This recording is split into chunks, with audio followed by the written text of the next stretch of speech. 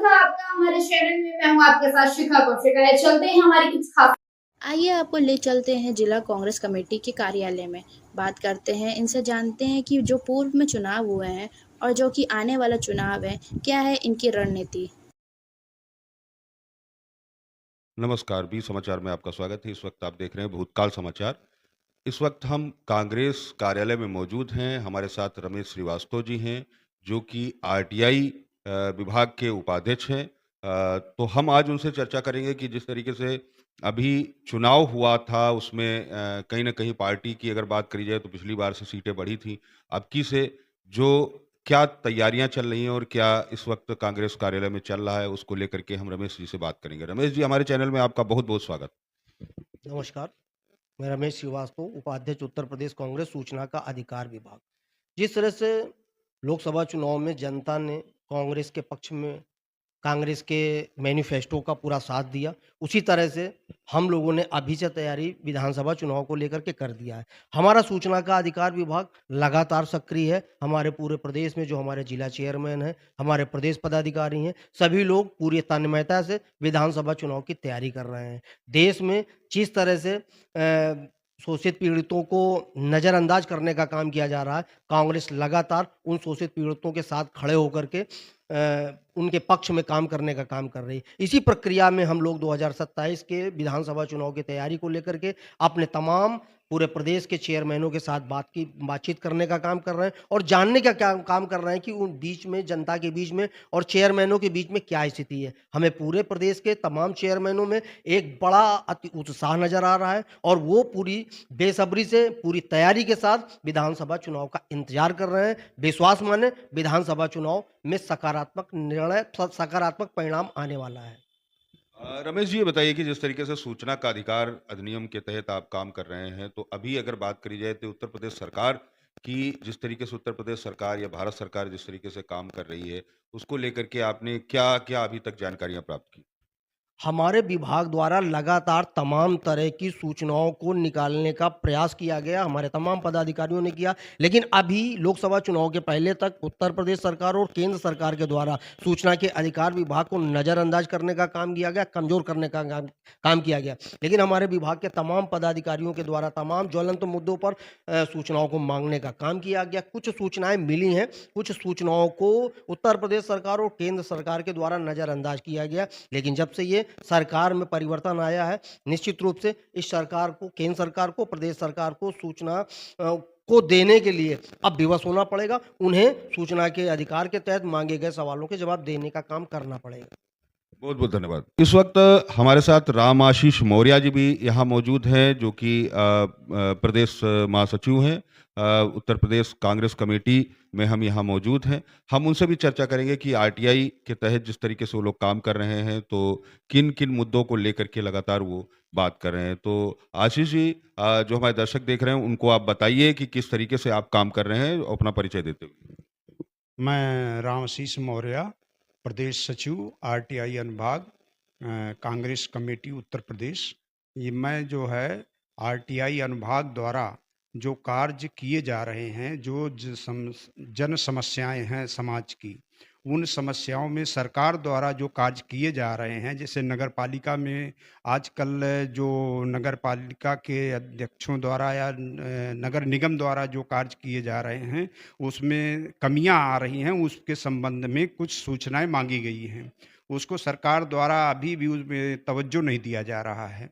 इसी तरह से और पूरे देश और प्रदेश में सरकार की जो कमियां की गई हैं, जो भी निर्माण किए जा रहे हैं, उस निर्माण में कमियां होती जा रहे हैं, जिससे आप जानते ही होंगे कि अभी 15 दिन में 12 पुल गिर गए, या इसी तरह की सड़कों में गड्ढे होते जा रहे हैं। अयोध्या में राम पथ बना, उस पे भी गड्ढे होते जा रहे हैं। इस तरह की समस्याएं जो है देश प्रदेश में चलती रही हैं और कांग्रेस कमेटी के लोगों के और कार्यकर्ताओं और जिला अध्यक्षों के माध्यम से अब की बार सरकार को, कांग्रेस पार्टी को बहुत उत्साहजनक, संतोषजनक परिणाम मिले हैं। आगे भी कार्यकर्ताओं के माध्यम से और हमारे जो कुशल कार्यकर्ता हैं, अच्छे कार्यकर्ताओं के माध्यम से आगे भी हम सफलता प्राप्त करेंगे। से और 2027 को लेकर के जो आप लोग तैयारियां कर रहे हैं वो किस तरीके से तैयारी कर रहे हैं? 2027 को लेकर के हमारे जितने कार्यकर्ता हैं, प्रदेश कमेटी है, जिला अध्यक्ष हैं, उन लोगों के द्वारा करके लोगों से जनसंपर्क करके और उनकी समस्याओं को जनता सरकार तक या और लोगों को तक अपनी कमेटी के या चेयरमैन के स्तर पे उठाए जा रहे हैं। उनको लेकर के और सरकार को घेरा जाएगा और उन समस्याओं को सुधार करने का सरकार से निवेदन किया जाएगा। या अगर नहीं समस्याएं सॉल्व होती, उसके लिए हम लोग सड़क पर उतरने के तैयार हैं। बहुत बहुत धन्यवाद। साथ उत्तर प्रदेश कांग्रेस कमेटी में पुष्पेंद्र श्रीवास्तव जी मौजूद हैं, जो कि सूचना का अधिकार अधिनियम के उत्तर प्रदेश के चेयरमैन हैं। हम उनसे भी बात करेंगे कि क्या तैयारियां चल रही हैं और किस चीज़ को लेकर के क्या मुद्दे बनाए जा रहे हैं। इस वक्त कांग्रेस कमेटी क्या मुद्दे बना रही है। पुष्पेंद्र जी, हमारे चैनल में आपका बहुत बहुत स्वागत। बहुत बहुत धन्यवाद आपका। देखिए, अभी जैसा कि आप लोग को जानकारी होगी, विगत 5 तारीख को उत्तर प्रदेश के सभी फ्रंटल डिपार्टमेंट के प्रदेश अध्यक्ष उनकी बैठक हुई। माननीय अध्यक्ष अजय राय जी ने उस बैठक को संबोधित किया, साथ ही दिशा निर्देश दिए और 2027 के चुनाव को लेकर के एक सभी से चर्चा हुई। जाहिर सी बात है, 2024 का जो चुनाव आया, इस जो 2024 के चुनाव के परिणाम से उत्साहित है कार्यकर्ता, सभी लोग उत्साहित हैं और साथ ही 2027 की तैयारी एक अच्छे तरीके से करने के लिए हम लोग प्रतिबद्ध हैं। आज उसी के संदर्भ में मैंने अपने आरटीआई विभाग के पूरे सभी 80 लोकसभा में 75 जिलों में एक चर्चा के लिए बनाया तरीका। आज एक जिला चेयरमैन को, जो उत्तर प्रदेश के हमारे हैं 75 जिलों में, उनसे चर्चा हो रही है कि वो किस तरीके से अपने क्षेत्र में काम कर रहे हैं और किस तरीके से आगे की रणनीति होगी। और सबसे अच्छी बात है, जो रिपोर्ट आ रही है कि सभी में उत्साह है और निश्चित तौर पर 2027 में हम लोग सरकार बनाएंगे। इंडिया गठबंधन सरकार बनाने जा रही है उत्तर प्रदेश में, ताकि उत्तर प्रदेश के लोगों को इस गुंडा राज से मुक्ति मिले, भ्रष्टाचार से मुक्ति मिले और एक स्वच्छ वातावरण, एक माहौल पूरे उत्तर प्रदेश में बने।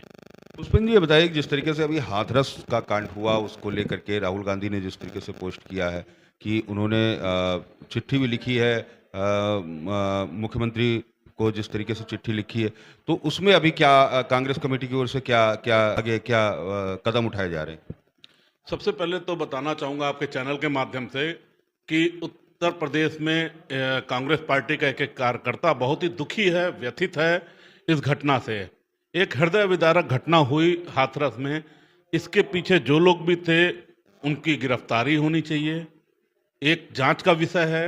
साथ ही पूरा कांग्रेस पार्टी, पूरी एक कार्यकर्ता शोक संतप्त परिवार के साथ में है और राहुल जी ने पहल करी वहाँ पर जा करके उन लोगों से मिलने के लिए, उन पीड़ित परिवार से मिले और पीड़ित परिवार से मिलने के बाद में उनको आश्वासन दिया, उनको विश्वास दिलाया कि कांग्रेस पार्टी का कार्यकर्ता तो आपके साथ में है ही।